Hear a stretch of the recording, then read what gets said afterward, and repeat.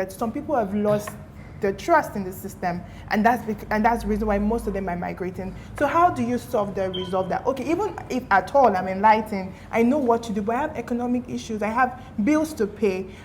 What's the balance? And then for a lot of young people listening right now, they're also in that dilemma. Okay, I have this money to actually sell my boat, and I need money to do that. So where is that balance? Where do you think we can draw the line, or is it even possible to draw the line? So let me piggyback on where we stopped. Democracy, elections, and governance are very tricky issues, and they're not the norm. I've been involved in politics in the UK. I've been involved in politics in Nigeria. As a matter of fact, in Nigeria, I ran for office twice. I ran for what we call mayor, the chairmanship of a local government, and I also ran as an MP in Lagos for the House of Assembly. And the reality of those experiences is that people who are supposedly enlightened do not have the patience to go in there and make a difference. And let me tell you why we're where we are today. In 1999, when democracy was coming back to Nigeria, when the military said we're packing our bags and we're going back to the barracks, there was opportunity for people to come out. The activists, the Chima Ubanis, the Abdul Oros, the Larry Surajis of this world, the Olisa Agbakobas, the Ayo Obeys, the Femi Falanas, the Gani Fawehinmi. But they said, no, we don't want to. One, we don't trust the politicians. We don't trust the military. We don't think that we want to get into that transition system with them. Number two, we don't want politics. Let them politicians go and do their thing. We will be supporting them from the backside. But that was the mistake. Yeah. Because what happened? The guys who were making money from crime, they had money and they brought it into the political process. They hijacked it. The guys who were not interested in development. We had the guys who became speaker, for example, I think by forging a document or his age or something, Buhari, I think Salisu Buhari at that time. Wow. We had a lot of people who did not have the value of development, growth, or passion for the people to produce results. And so those people got in 1999, they entrenched themselves in the system till today, in one capacity or the other. Some have become governors, some House of Reps, some senators, some have been members of the National Assembly since 1999. Some have gotten something from there, come back to their state, gone back to Abuja.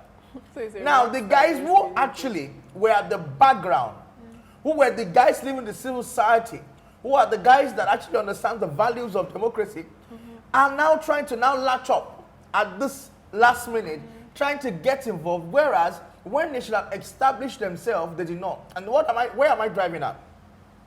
But for some people, in particular, the guys in Afeni Ferries and Nadekos, who were able to capitalize on that wisely and today have now become very strong in the political process in Nigeria. But many of the professionals who refuse to get, they are now victims of what Plato said. If you refuse to get involved in governance and politics, you will be ruled by your inferiors. Now they are being ruled by their inferiors. I go into campaign when I was running for office at all the various times. I will go for party meetings. I will sit with Iyatawa, Iyataju, Iyamuiba, Baba Taufik, Muri Welda. Those are the guys that you will meet in ward meetings of the party. You cannot achieve any political progress without being actively involved in your ward. And these are the guys who form over 97% of politicians in the local ward. Grassroots people. You know, I take some young, vibrant, emerging leaders who were volunteering on my campaign to ward meeting one day. And they were looking at me and say, sir, see all this crowd, these thugs. Can you even stay there, sir? I said, stay there. I will go and sit right in their midst. I mean, but ultimately, yes, so you have one, you have your agenda, but then one tree doesn't make a forest. The truth is that all these people that you have to rally everybody around to They're all stakeholders in the local process. Yeah. Now, if we're going to grow our democracy, people like you, people like him in his fine suit, people like her, all of us, including Sega, needs to get into the ring in different, capacities. We all can't run for office because if we all run, who is going to vote for who? Exactly. You understand? But some of us must be playing roles in the back end, either as appointees or as in different capacities. Yes.